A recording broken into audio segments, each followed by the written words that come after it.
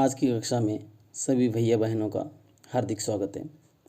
आदर्श शिक्षण समिति बाड़मेर ई शिक्षण कार्य कक्षा पंचमी विषय इंग्लिश लेसन तीसरा the rats and the elephants part तीसरा क्वेश्चन एंड आंसर। इससे पहले हम इस पार्ट को पूरा पढ़ चुके हैं, इसकी स्पेलिंग्स कर चुके हैं और वन वर्ड भी कर चुके हैं। आज इसके प्रश्नोत्तर की ओर बढ़ते हैं, चलिए देखते हैं। Activity first A write T for true and F for false statements. सत्य के लिए टी का और असत्य के लिए एफ का प्रयोग करते हुए ये कोष्टक भरिए। पहला, the elephants were very hungry, हाथी बहुत भूखे थे। दे वर लुकिंग फॉर फूड, और वो भोजन की तलाश में थे। क्या सत्य है? असत्य। ये असत्य है क्योंकि वो पानी की तलाश में थे, न कि भोजन की। दूसरा, the elephants destroyed the homes of the rats because they dislike them. हाथियों ने चूहों के घर बर्बाद कर दिए क्योंकि वे चूहों को नापसंद करते थे। क्या सत्य है या असत्य? ये पता ही है सबको, असत्य है। वे चूहों को नापसंद कहाँ करते थे? उन्हें पता ही नहीं था क्या उधर चूहों का घर है।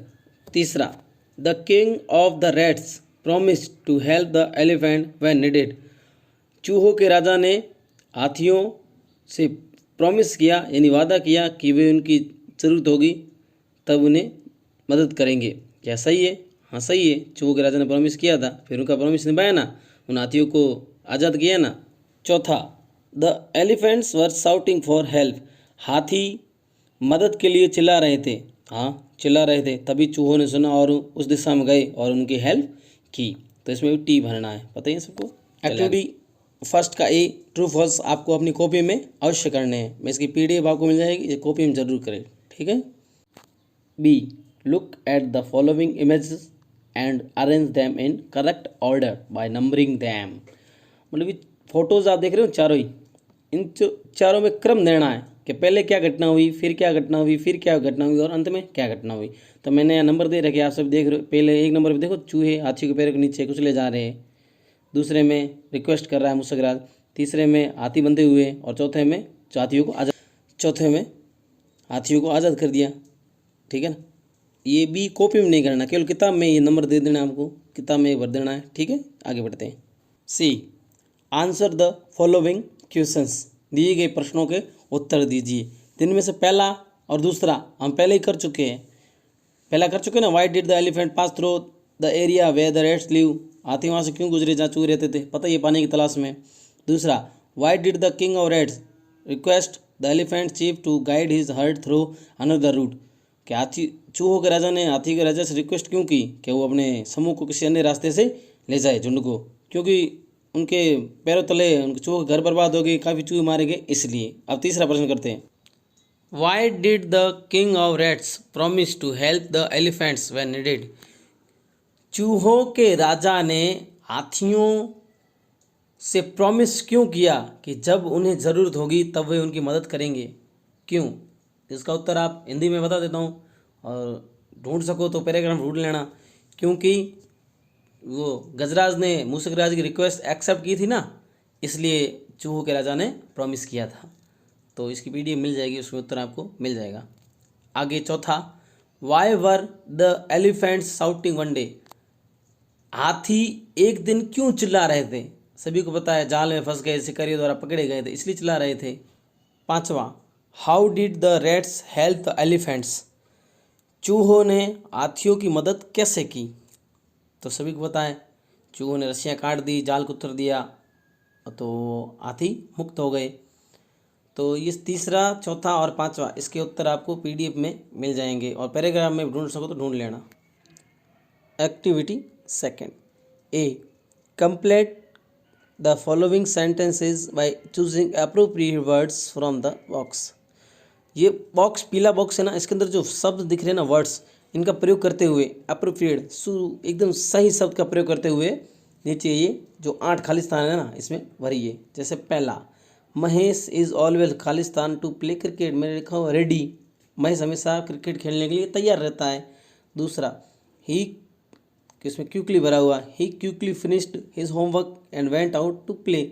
उसने तुरंत फटाफट अपना होमवर्क पूरा किया और खेलने के लिए चला गया। तीसरा आप देख रहे हो, yesterday I saw a frog in the pond behind my house. कल मैंने मेरे घर के पीछे तालाब में क्या देखा? एक मेंढक देखा। चौथा, my father promise to take me to the fair today. मेरे पिताजी ने आज मुझे मेला दिखाने ले जाने के लिए वादा किया, वो मुझे पक्का मेला दिखाने ले जाएंगे। पांचवा, the fox was caught in a trap. Fox लोमड़ी किस में पकड़ी गई? ट्रैप, जाल में पकड़ी गई। छठा, Suman realised her mistake and said sorry to Geeta. Suman ने अपनी गलती स्वीकार की और गीता से सॉरी यानी माफ़ी मांगी। सातवां, I saw a herd of sheep grazing in the field. मैंने खेत में एक भेड़ों का झुंड चरते हुए देखा। आठवां, the lion was about to pounce on the zebra. शेर जेब्रा पर झपटने के लिए तैयारी था, but the zebra sensed the danger and run away.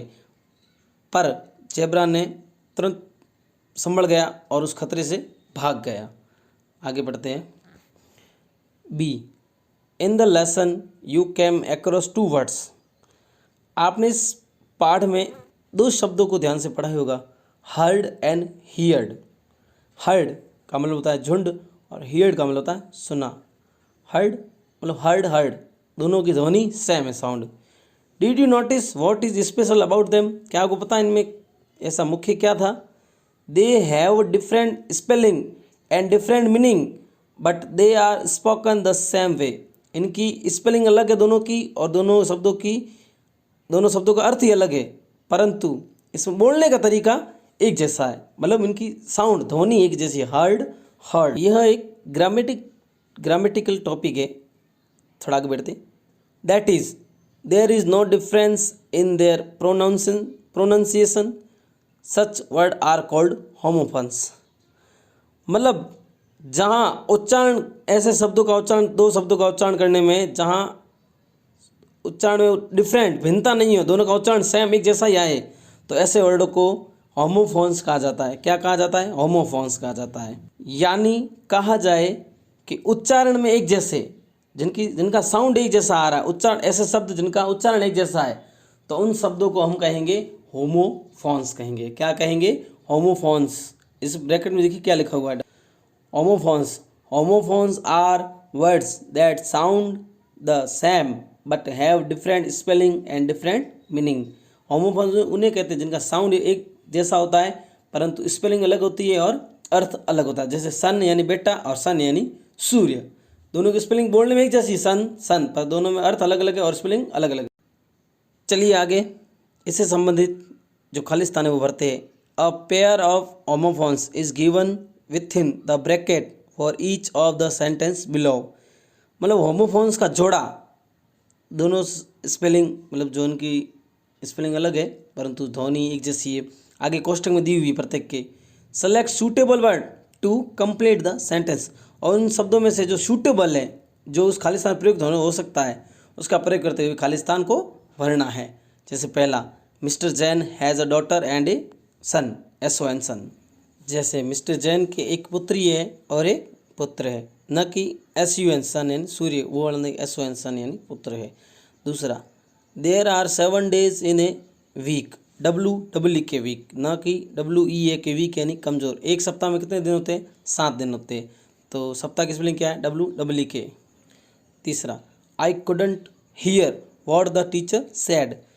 मैंने नहीं सुना अध्यापक जी ने क्या कहा। तो हियर, HER हेयर यानी यहाँ, HER हियर यानी सुनना, तो अध्यापक जी ने क्या कहा? मैंने सुना नहीं।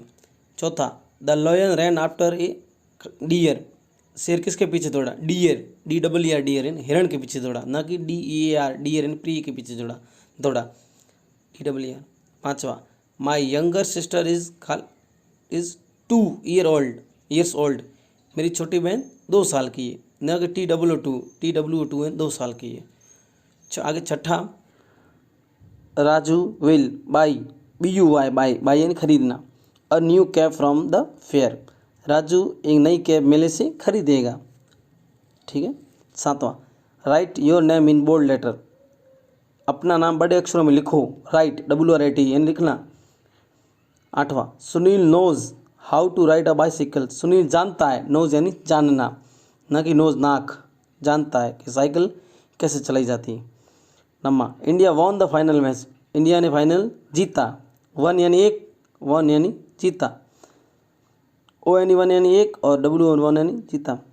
आगे 10वां, carrot is root, ROOT vegetable. Carrot यानी गाजर क्या है, रूट वेजिटेबल है, जड़ है पौधे की। क्या है गाजर, क्या कहलाती है, जड़ कहलाती है। ROUT रूट यानी रास्ता, और ये ROOT रूट यानी जड़।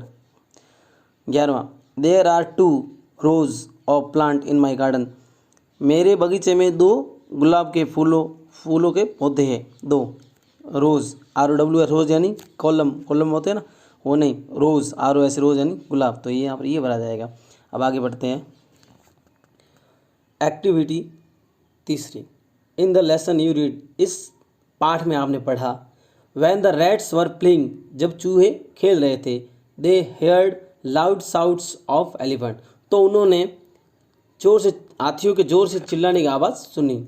आगे पढ़ते हैं। This sentence talks about an action which took place when another action was in progress.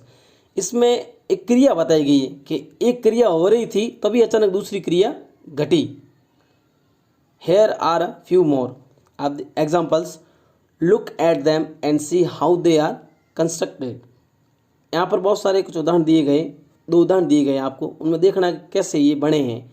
एक क्रिया चल रही थी तभी दूसरी क्रिया घटी, उसके बारे में चर्चा करते हैं। पहला, when Sumit was doing his homework, जब सुमित अपना गृह कार्य कर रहा था, his mother called him for dinner, उसकी माताजी ने उसे भोजन के लिए बुला लिया, रात्रि भोजन के लिए, कॉल्ड बुलाया। दूसरा, when we were playing football, जब हम फुटबॉल खेल रहे थे, मोहन हर्ट हिज लेग, तो मोहन के पैर के चोट लग गई, हर्ट। तो यहाँ पर देखो पहले वाक्य में कॉल्ड दिया हुआ है, ये सेकंड फॉर्म है कॉल की, और दूसरे में हर्ट, तो ये हर्ट की सेकंड फॉर्म है, ठीक है ना।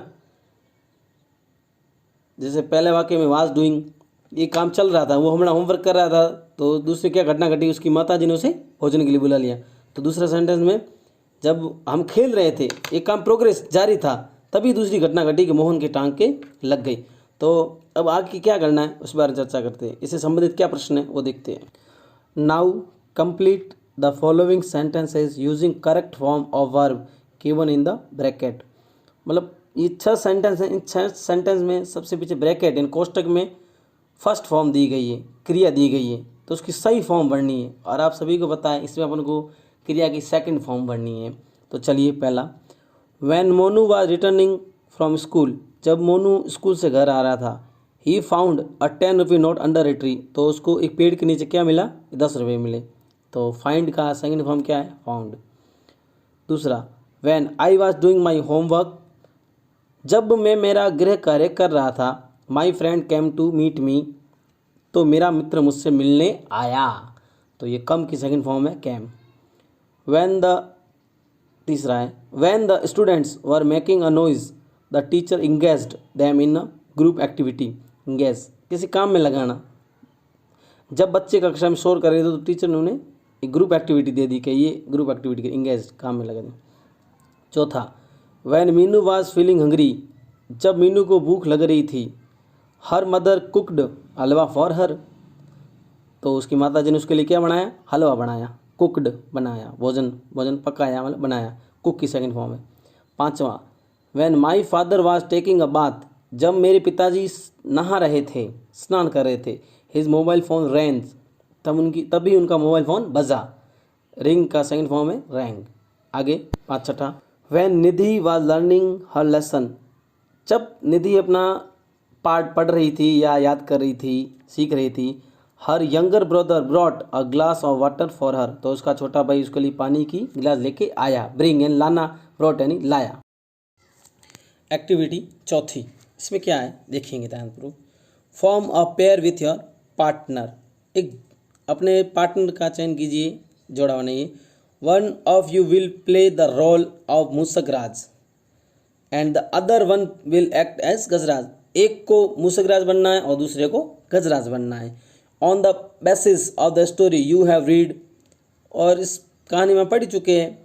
Pick up suitable lines from the box below and enact a dialogue between Mooskaraj and Gajraj. तो आप इनमें से जो लाइन गजराज की है उसको गजराज से बोलना है और जो मूसकराज की है उससे मूसकराज को बोलना है। तो आप इनसे कोई लाइन उठा लीजिए। तो देखिए, your teacher will help you, आपका अध्यापक आपकी मदद करेगा। ये आपको कॉपी में नहीं करना, एक नाटक है।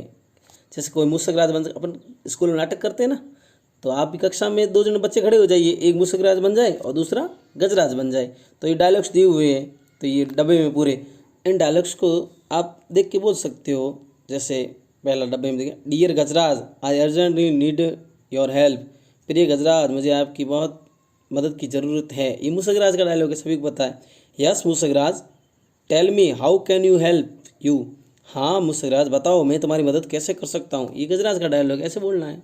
आप अपने पड़ोस के बच्चों के साथ भी नाटक कर सकते हो, हिंदी में कर सकते हो, अंग्रेजी में ज़रूर नहीं है, ठीक है ना। अब कुछ आगे भी सारे देखो बॉक्स में डायलॉग्स दिए हुए सारे, ये भी आप कर सकते हो। अब आप अंत में बात करते हैं एक्टिविटी 5वीं की। ये एक right 5 sentences describing how you help your Elder brother and sister. आपको 5 वाक्य लिखने हैं कि आप किस प्रकार अपने बड़े भाई बहनों की मदद करते हैं। आप जिसको अंग्रेजी में लिखना नहीं आता था, आप हिंदी में भी लिख सकते हो, भी कोई दिक्कत वाली बात नहीं है कि मैं अपने बड़े भाई की मदद इस प्रकार करता हूँ, मैं अपनी बड़ी बहन की मदद इस प्रकार करती हूँ, कुछ आप लिख भी सकते हो, ठीक है। चलिए, ये भी आपको एक्टिविटी 5वीं कर सकते हो आप अपनी कॉपी में, कोई समस्या वाली बात नहीं है। आगे आप अब अपना पार्ट ये यहीं समाप्त होता है, एक्टिविटी 5वीं लास्ट है। तो आपको इसमें क्या क्या करना है आपको पता ही हुआ है। एक्टिविटी फर्स्ट का ए करना है, ट्रू फॉल्स, बी नहीं करना है, वो केवल किताब में पढ़ना है, see answer the following question करना है। एक्टिविटी सेकंड का ए एप्रोप्रिएट वर्ड है वो खाली स्थान भरने हैं, वो भी आपको कॉपी में करना है पूरा। फिर बी में जो समझाया गया वो पूरा नहीं करना है, उसका जो प्रश्नोत्तर है ना, जो 11 खाली स्थान दिए हुए ना, वो 1 से 11 तक मिस्टर जैन से, वो सारे कॉपी में करने। आपको पीडी मिल जाएगी वैसे तो। एक्टिविटी थर्ड में जैसे पहले से वो समझाया गया पूरा, वो नहीं करना है। उसके बाद जो खालिस्तान भरा है ना, फाइंड का फाउंड, कम का कैम, इंगेज का इंगेज्ड, कुक का कुकड, रिंग का रैंग और ब्रिंग का ब्रॉट, ये अपनी कॉपी में सारा करना है। उसके बाद एक्टिविटी चौथी है, तो वो नाटक है पूरा, वो कॉपी में नहीं करना है, समझना है किताब में, ठीक है। हिंदी में आप अपने पड़ोसी बच्चों के साथ काम कर सकते हो, नाटक के साथ बना सकते हो, छोटा सा एक गजराज बन सकता है, एक मूसकराज बन सकता है। और फिर एक्टिविटी 5वीं है, इसमें ये 5 सेंटेंस लिखने हैं कि आप अपने बड़ी भाई बहनों की मदद कैसे करते हैं, ये भी करना है।